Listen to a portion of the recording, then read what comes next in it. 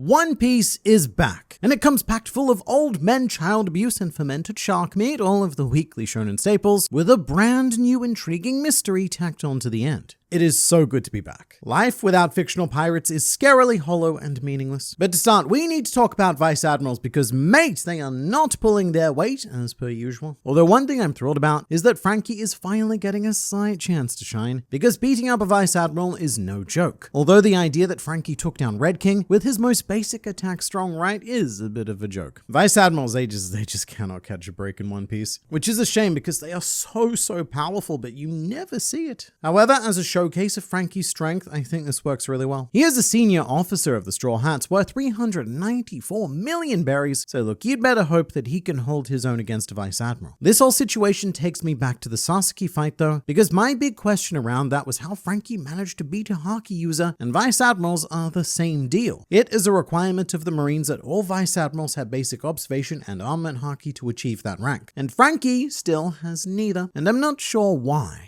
If we're talking about willpower, then Frankie is one of the most rock-solid iron wills in the entire crew. He really should be able to manifest Haki by now, because until he does, all of his opponents are just going to need to conveniently forget that they can use Haki for this to work. At the same time though, I cannot deny that it is always so satisfying to see Frankie land a strong right. And it's a bit of a Vice Admiral massacre in general here though, because Bonnie gets a moment to shine as well. Bonnie gets to bring down Vice Admiral Pomsky by turning him into a child and then savagely kicking him, which I find hilarious. Bonnie kicking a child, yes, it is cruel, but remember, she is also a child. So she kind of has a pass to engage in child abuse. And come to think of it, it's a really wacky situation happening here. Because you've got Bonnie, a child with the body of an adult, fighting Pomsky, an adult with the body of a child. That's One Piece for you. Even these sorts of throwaway interactions can be so insanely weird when you think about them. And the best part is that Vice Admiral Guillotine is just standing there shocked by the whole situation. He's not doing anything at all to help his ally, who is now a child, getting beaten up, because this is just, it's too shocking to move. This might be the most shocking thing he's seen on this island so far. Not the giants arriving, not the sun god, not the demons, no. The most outrageous thing that's happened is kicking a child. And this section is responsible for by far my favorite panel of the chapter, which is the silhouette of Ethan Baron Venus duo arriving and having struck down a giant. As much as I love my chonky pig Walkyrie, I have to admit that Ethan has objectively the coolest design of the elders, and Oda is taking full advantage of that by portraying this horror-style image of a half-man, half-horse and keeping his glasses lit so that it looks like he's glaring at you from within the darkness, ready to disembowel you at any second. Which, you note, he probably is. And there are not many options for salvation here. At the moment, I think the most likely answer is probably Sanji, because according to the cool little diagram in chapter 1111, he is the next closest to Bonnie's group. Although I really don't love his chances against Ethan, and we will need a much more permanent solution. Sanji is strong, but no one other than Luffy can take these guys. And Luffy is way too far back at the moment with big problems of his own. I suppose Zoro could maybe be another option. However, Jinbei would have to do some sort of fast travel with him down to the area, because Zoro was fighting Lucci within the lava phase, and I think it's more likely that Zoro and Jinbei will meet up with everyone else at the Thousand Sunny, so he's probably out as an option. Although if Oda could make something happen, then it might be a nice callback to Sabari, when Jewelry Bonnie saved Zoro from engaging with a world noble. A nice sort of, we're even now, little girl kind of deal. Then again, I think the other realistic way they could be saved is by the Iron Giant, but look, we'll get to talking about him. I'm not happy with you, Giant. But something I am really happy about with this chapter is that we finally get to catch up with what Stussy's doing. Although it's a case of be careful what you wish for, because she's sounding a little bit sacrificial at the moment. If I understand this correctly, she's going to deactivate the Frontier Dome briefly for the Thousand Sunny to get through, and then reactivate it. Or not, I'm not actually sure, but I guess it can't be done remotely. And it's pretty tragically funny that they've left Kaku with Stussy, because Kaku is not Rob Lucci. He didn't betray anyone, but the Straw Hats have said F it and just left him to whatever his fate is on this island that is being buster-called. He is still currently embubbled, which is very relevant, because it means that he is incredibly protected at the moment. These bubbles are strong. Remember, the Pacifista were using them as shields. Like, if Marcus Mars was to do his big scary bird beam, then Kaku might actually be protected against it. Stussy, however,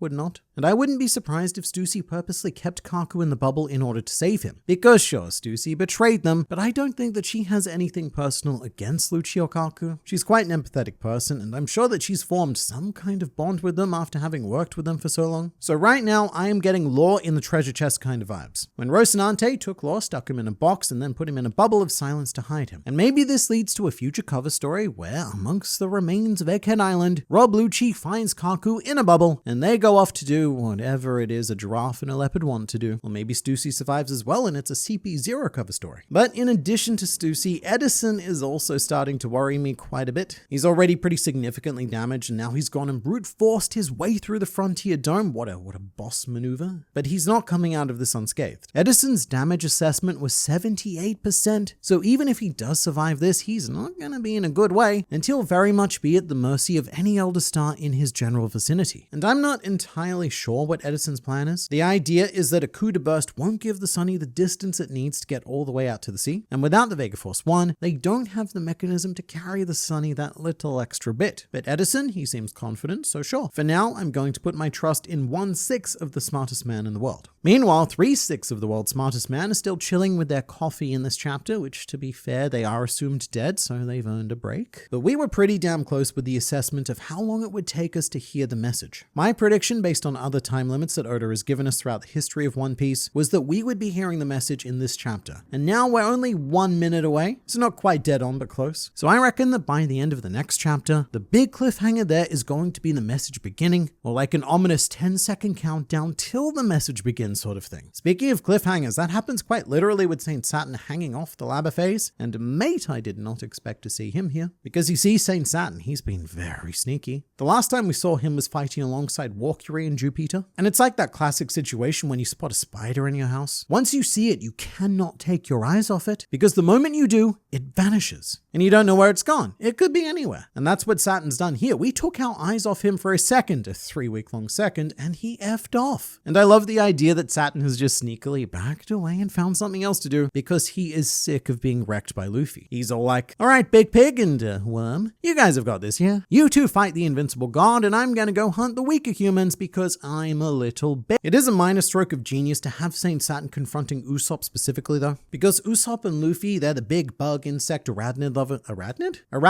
lovers on the crew. What's an arachnid? And I don't know why, but instead of feeling immense terror and tension, seeing Saturn's legs crawl up to the lava phase, I had this wave of wholesomeness hit me, because I remembered that time on Jaya when Usopp was acting all friendly with a spider, much to Nami and Sanji's horror. It was quite cute actually. Back then Usopp said, mates, don't worry, spiders won't bite you if you don't scare them. So I wonder if the same strategy will work for Saturn. Just don't spook him. And I don't know if this is me just being far too hopeful, but when dealing with a spider, I would say that Usopp is one of the better Straw Hats to have around because he does have an appreciation for them and an understanding of them, so he might be able to come up with some sort of temporary spider counterplan. I also love that he's coming face to face with an elder, because this could end up being a big test for Usopp in regards to the whole becoming a brave warrior of the sea thing. Typically, this is where he would run and soil his very stylish future pants. However, the giants being on Egghead Island might give Usopp that mental push he needs to do something properly brave. Because how could he possibly face them and travel to Elbaf knowing that he was a coward again and effectively hasn't changed at all since Little Garden? So this is a great opportunity for him to really step up, especially when he's in the company of Nami and Chopper, so we're stretched a little bit thin here, because this is the weakling trio, although that's not quite true. Brook and Lilith, they are also there. But look, I don't know, I'm starting to feel it. It doesn't have to be something grand, he doesn't have to defeat Saturn. All we need is one moment of bravery from Usopp, and I'll be happy with him. Moving to Luffy's group though, there's a very key motif happening within this chapter, which is people eating things that are not meant to be eaten. Firstly, Luffy feeds a building to Jupiter, which, while hilarious, was not a very nice thing to do. And that all comes comically back around when Luffy is fed this horrific Elbafian dish. The food that Dory and Broggy gave Luffy is called Hakari, which is an Icelandic dish of fermented shark, and it's one of the things that I couldn't wait not to try while I was in Iceland. Absolutely beautiful country, highly recommended, but my god, this thing is putrid, and I praise Luffy for being able to stomach it. This dish has been described by multiple celebrity chefs as quote, the worst thing they've ever eaten. However, there's a very relevant fact about these sharks themselves. Hakari is generally made from Greenland sharks, which only reach maturity at the age of 150 years old. And some of these sharks live up to 400 years. So it's a cool little incorporation of Nordic culture, and I like that the creatures that exist in and around Elbaf seem to have similar long lifespans to the giants themselves. Although, just as a side note, I wonder how Jinbei would feel about the idea of Luffy eating sharks, or actually seafood in general. Much like how Chopper can talk to animals, Jinbei can talk to sea life, so they're all his underwater friends and they're all being eaten by his land friend. Or maybe we've just upgraded the crew's emergency food supply. For most of the series, Chopper was referred to as the emergency food source, but it's nice to know that we have another big chunky backup. This is the second time during this fight that Luffy has run out of steam, by the way, and Gear 5th really doesn't last long. It feels like it lasts for ages because we experience One Piece on a weekly basis with occasional lengthy gaps, but in World, Luffy really only just recovered and started fighting again, and he's already out of energy. So I wonder if Egghead Island is going to provide us with a hard limit on Gear 5th, and really the fact that Luffy recovered but had to use his base form instead of Gear 5th at the moment could already be quite telling. You know though, after spending the last year watching Luffy fight pretty much exclusively in Gear 5th, it feels a bit nostalgic to watch him fight in his base form. And it also gives us a great sense of just how powerful the Five Elders actually are. Because when Luffy's in Gear 5th, nothing really matters. The sheer imagination of Toon Force is going to win out. But our base form Luffy here had to think very quickly and whip out a red rock, which you may remember is the attack he used to glorious effect against Kaido in the legendary Chapter 1000. And you know what Luffy didn't do after hitting Kaido? He didn't at all complain about it. He didn't go, ow, mate, that was not good. So not only was Topman Walkuri less injured than Kaido after receiving the attack, but the collision actively hurt Luffy. And that's insane because remember that Kaido's body was so naturally tough that he was essentially immortal. You had to learn advanced armament haki just to tickle his balls. And Walkuri here looks to be significantly tougher than that. And the other thing I should point out is that Luffy's red rock against Kaido was tanked in his base form, not his dragon form, which adds even more toughness with the scales. So it's hard to say how Dragon Kaido would have reacted to a red rock, but it's still horrifying that we have a Kaido and Big Mom level threat currently pursuing us, and even more horrifying that he's only one of 5 crazy powerful senior citizens. And without access to Gear 5th Luffy, he just doesn't stand a chance. Just like how he couldn't break Kaido before Gear 5th. So we're in quite a desperate situation now. Although Oda leaves the chapter on a very intriguing note with St. Marcus Mars exploring the lab